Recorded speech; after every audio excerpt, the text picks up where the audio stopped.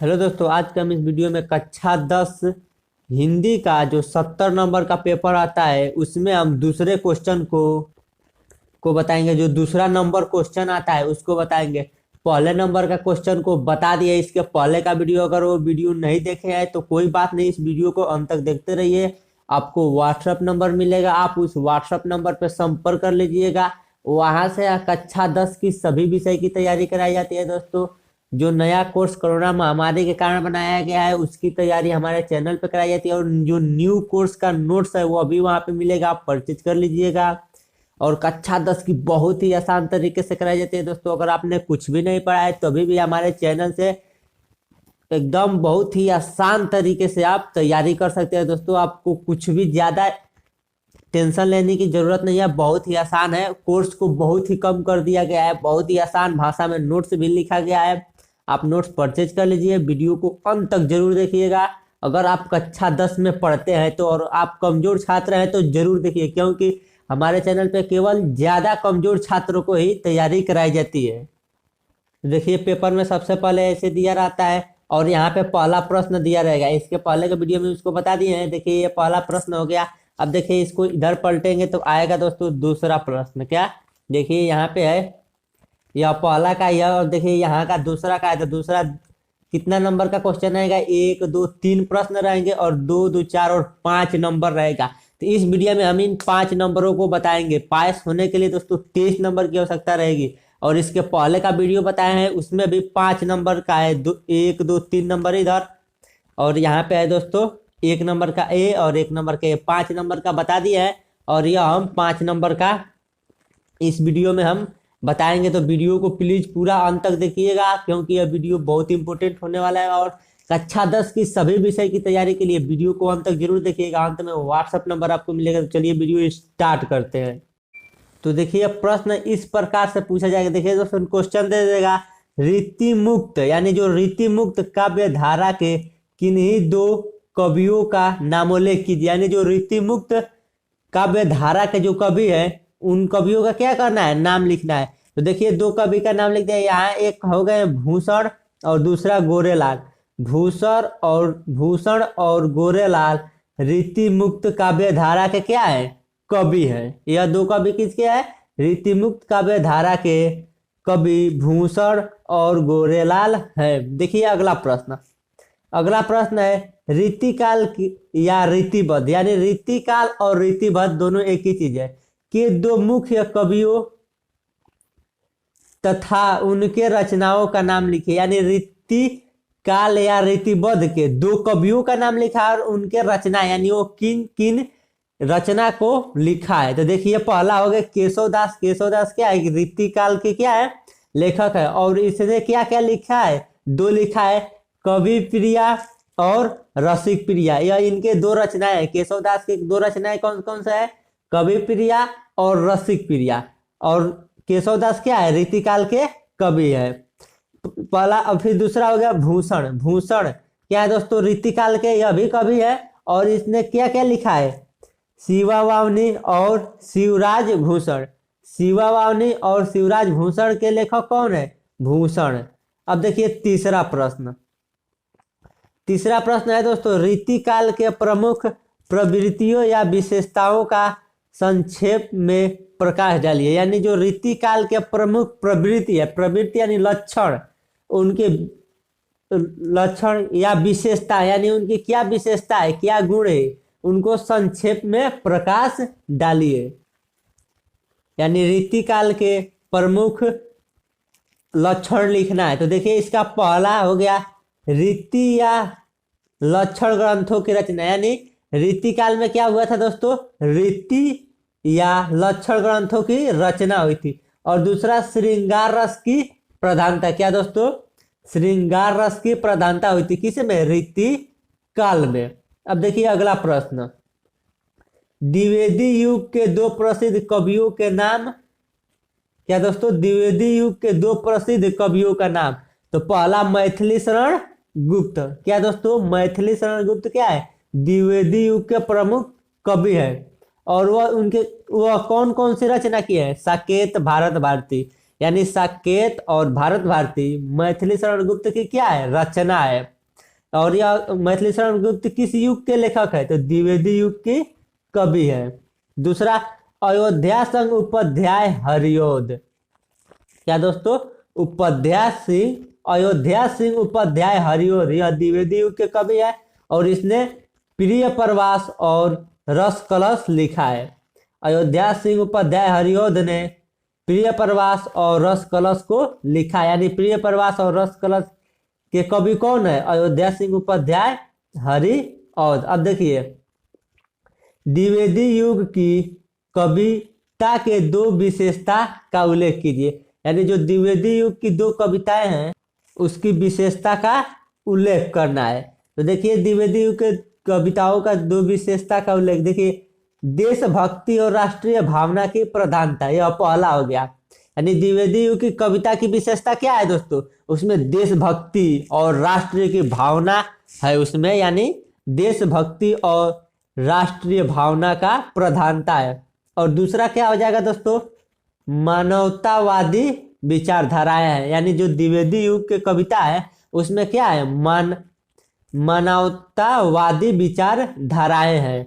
देखिए अब अगला प्रश्न, छायावाद युग के दो कवियों का नाम और उनके दो रचनाओं का नाम लिखिए। यानी जो छायावादी युग के कवि है उनके दो कवियों का नाम लिखना है और उनके दो रचनाओं का नाम लिखना है।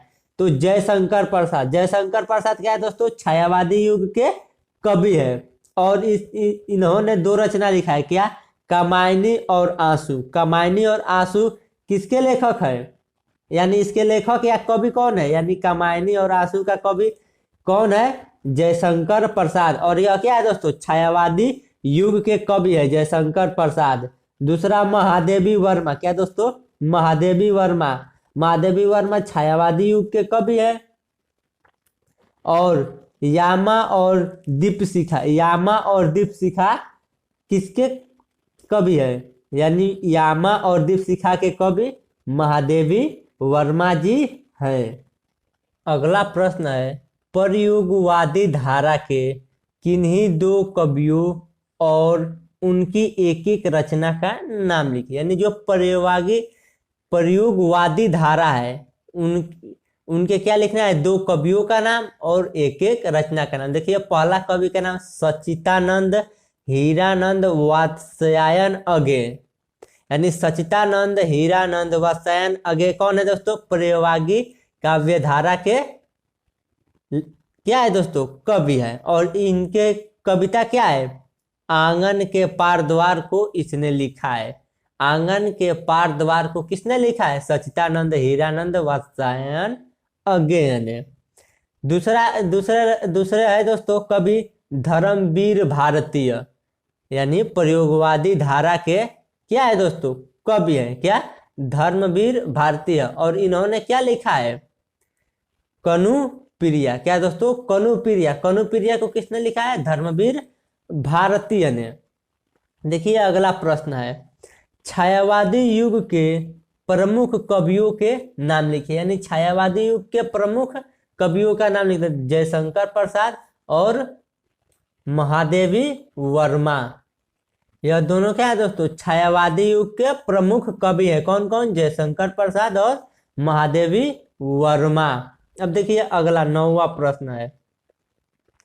नौवां प्रश्न है, छायावादी युग के प्रवृत्तियों या विशेषता बताइए। यानी जो छायावादी युग है दोस्तों उनके क्या बताना है, प्रवृत्ति और विशेषता को बताना है, क्या, छायावादी युग के। तो पहला है प्रेम सौंदर्य का चित्रण, यानी छायावादी युग में प्रेम और सौंदर्य का चित्रण किया गया था। और दूसरा है प्रकृति का मानवीकरण, यानी जो प्रकृति में है इसमें जैसे पेड़ पौधे या क्या है, यही है प्रकृति का मानवीकरण, यानी प्रकृति के भी बारे में लिखा गया था। किसमें, छायावादी युग में प्रेम और सौंदर्य का चित्रण किया गया था और प्रकृति का मानवीकरण भी किया गया था छायावादी युग में। अगला प्रश्न है, प्रगतिवादी, क्या दोस्तों, यह है प्रगतिवादी युग के किन्हीं दो कवियों के नाम लिखे तथा उनके एक एक रचना का उल्लेख कीजिए। कौन सा? प्रगतिवादी, ध्यान दीजिए दोस्तों, प्रगतिवादी। तो सुमित्रानंदन पंत, सुमित्रानंदन पंत किस युग के कवि हैं? तो प्रगतिवादी युग के कवि हैं। और यह लोकायतन, क्या दोस्तों? लोकायतन को लिखे हैं, यानी लोकायतन के लेखक कौन है? सुमित्रानंदन पंत जी हैं। दूसरा प्रयोगवादी कवि कौन हो जाएंगे दोस्तों? केदारनाथ अग्रवाल। क्या दोस्तों? केदारनाथ अग्रवाल। और नींद के बादल, नींद के बादल के लेखक कौन है? केदारनाथ अग्रवाल ने नींद के बादल को लिखा है। और यह क्या है? प्रगतिवादी युग के कवि हैं। क्या है दोस्तों? प्रगतिवादी युग के कवि हैं। अब देखिए अगला प्रश्न है, प्रगतिवादी युग के दो प्रवृत्तियों या विशेषता क्या बताना है दोस्तों? प्रगतिवादी युग के दो प्रवृत्ति यानी विशेषता यानी लक्षण बताना है, उनकी क्या क्या क्वालिटी थी, किनकी? प्रगतिवादी युग के। कितना बताना है? दो।